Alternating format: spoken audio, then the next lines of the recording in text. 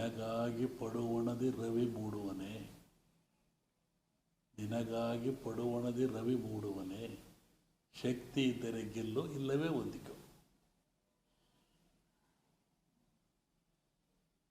ಹೇಳೋದು ಕಷ್ಟ ಐತ್ರಿ, ಊರಿಗೆ ಹೋಗಲ್ಲ ನಾವು. ಇವತ್ತಿನ ರಾಜಕಾರಣ ಹೆಂಗಿದೆ ಅಂದರೆ ದ್ವೇಷ, ಅಸೂಯೆ, ಮತ್ಸರದಲ್ಲಿದೆ.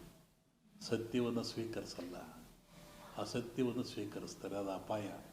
ಸತ್ಯ ಬರುತ್ತೆ ಏನೋ ಆಗಿ ಹೋಗಿರುತ್ತೆ. ಅದರಿಂದ ಏನು ಹೇಳೋದು ಹೇಳಿದ್ವಿ. ನಾನು ಹಿಂದೆ ಹೇಳಿದ್ದೆ, ಅರಸನ ಅರಮನೆಗೆ ಕಾರ್ಮೋಡ ಕವಿದೀತು ಅಂತ. ಹೋದ್ ಸೆಂಟ್ರಲ್ ಸ್ಟೇಟ್ ಎರಡರಲ್ಲೂ ಇದು ನಡೀತಾ ಇದೆ. ಅಲ್ಲಿ ವೈಸ್ ಪ್ರೆಸಿಡೆಂಟ್ ರಾಜೀನಾಮೆ ಕೊಟ್ಟರು, ಇಲ್ಲಿ ಇವರೊಬ್ಬರು ಕೊಟ್ಟರು. ಇನ್ನೂ ಸಂಕ್ರಾಂತಿವರೆಗೆ ಇದ್ದೇ ಇರು. ಅರಸನ ಅರಮನೆಗೆ ಕಾರ್ಮೋಡ ಕವಿದೀತು. ಇದರಲ್ಲಿ ಯುಗಾದಿ ಭವಿಷ್ಯ ಏನಿದೆಯಲ್ಲ, ಮಳೆ ಬೆಳೆ ಹವಾಗುಣಗಳು, ಆಮೇಲೆ ವ್ಯಾಪಾರಗಳು, ಇದನ್ನು ಹೇಳ್ತೀವಿ. ಈ ಸಂಕ್ರಾಂತಿ ಭವಿಷ್ಯ ಏನಿದೆಯಲ್ಲ, ಅದು ರಾಜರಿಗೆ, ಮಹಾರಾಜರಿಗೆ, ದೊಡ್ಡ ದೊಡ್ಡ ವ್ಯಾಪಾರಸ್ಥರಿಗೆ, ಯುದ್ಧಗಳ ಬಗ್ಗೆ ಅದು ಹೇಳ್ತೀವಿ.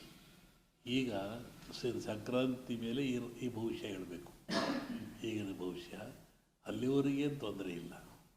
ಅದು ನೋಡಿ ಮುಂದೆ ಹೇಳ್ಬೋದು ಏನು ಅಂತ. ಜಾಸ್ತಿ ಆಗುತ್ತೆ ಪ್ರಕೃತಿ ವಿಕೋಪದಲ್ಲಿ. ನಾನು ಹೇಳಿದ್ದಲ್ಲ, 4 ಸುನಾಮಿಗಳು: ವಾಯು ಸುನಾಮಿ, ಭೂ ಸುನಾಮಿ, ಜಲ ಸುನಾಮಿ, ಮೋಗಕಾರ ಅಂತ ಹೇಳಿದ್ದಲ್ಲ. 4 ನಡೀತಾ ಇದ್ದಾವೆ. ವಾಯು ಸುನಾಮಿ ಪ್ಲೇಟ್ಗಳೆಲ್ಲ ಹೋಗ್ತಾ ಇದ್ದಾವೆ, ಜನಗಳು ಇದಾಗ್ತಾ ಇದ್ದಾರೆ, ಭೂಮಿ ಬ್ರಿಕ್ಸ್ ಆಗ್ತಾ ಇದೆ, ಗುಡ್ಡಗಳು ಬೀಳ್ಕೊಂಡು ಹೋಗ್ತಾ ಐತೆ. ಇನ್ನೂ ಇದೆ, ಕಂಟಿನ್ಯೂ ಆಗ್ತಾ ಇದೆ.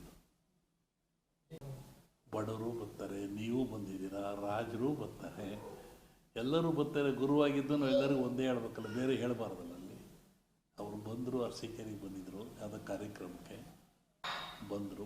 ಹಳೆ ಶಿಷ್ಯನು, ಇವತ್ತಿಂದ ಏನಲ್ಲ, ಭಾಳ ದಿವಸದಿಂದ ಬರ್ತಾರೆ. ಮಾತಾಡಿದರು, ಒಳ್ಳೇದಾಗಲಪ್ಪ ಅಂತ ಹೇಳಿದ್ನಲ್ರಿ.